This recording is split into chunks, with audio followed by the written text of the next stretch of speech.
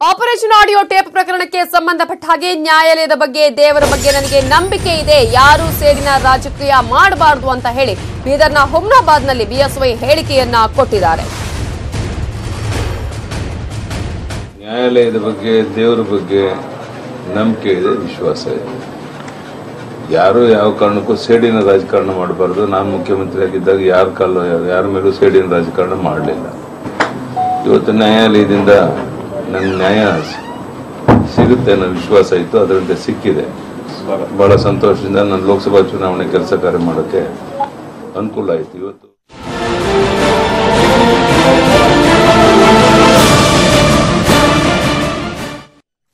ಕಿರುತೆರೆ ನಟ ರಾಜೇಶ್ ಧ್ರುವಗೆ ನಿರೀಕ್ಷಣಾ ಜಾಮೀನು ಸಿಕ್ಕಿದ್ದು, ರಾಜೇಶ್ ಧ್ರುವ ಪತ್ನಿ ಪೊಲೀಸ್ ಠಾಣೆಯಲ್ಲಿ ಕಿರುಕುಳದ ಆರೋಪದ ದೂರನ್ನ ಕೊಟ್ಟಿದ್ರು. ಈ ಹಿನ್ನೆಲೆಯಲ್ಲಿ ಕೋರ್ಟ್ ಇವತ್ತು ನಿರೀಕ್ಷಣಾ ಜಾಮೀನನ್ನ ನೀಡಿದೆ.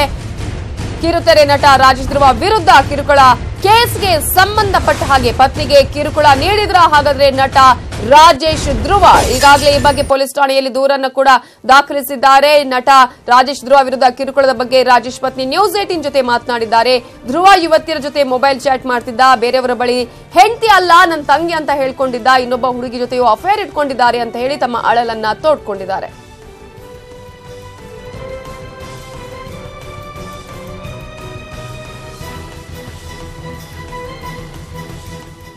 ಸೀರಿಯಲ್ ಮಾಡಿದಿಂದ ತಕ್ಷಣ ಅಫೇರ್ ಸ್ಟಾರ್ಟ್ ಆಯ್ತು. 4-5 ಫೇಸ್ಬುಕ್ ಅಕೌಂಟ್ಗಳು, ಅದರಿಂದ ಹುಡುಗಿರ್ಗೆ ಇವರಾಗೆ ಹಾಯ್ ಅಂತ ಕಾಂಟ್ಯಾಕ್ಟ್ ಮಾಡಿ ಅವರಿಂದ ಇವರೇ ನಂಬರ್ಸ್ ತಗೊಂಡು ಇವಾಗ ಯಾರಿಗೆ ಒಬ್ರಿಗೆ ಆಕ್ಟರ್ ನನಗೆ ಮೆಸೇಜ್ ಮಾಡ್ತಿದ್ದ ಅಂದ್ರೆ ಆಬ್ವಿಯಸ್ಲಿ ನಂಬರ್ ಕೊಡ್ತೀವಿ, ಖುಷಿ ಆಗೇ ಆಗುತ್ತೆ.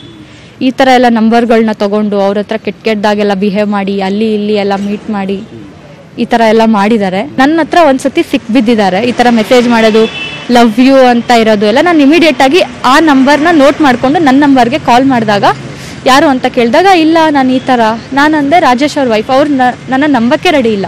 ನಮ್ಮ ಮನೆಯವರು ಅಂದರೆ ರಾಜೇಶ್ ಅವರು ಮನೆಗೆ ಬರ್ತಾನೆ ಇರಲಿಲ್ಲ ಸರಿಯಾಗಿ.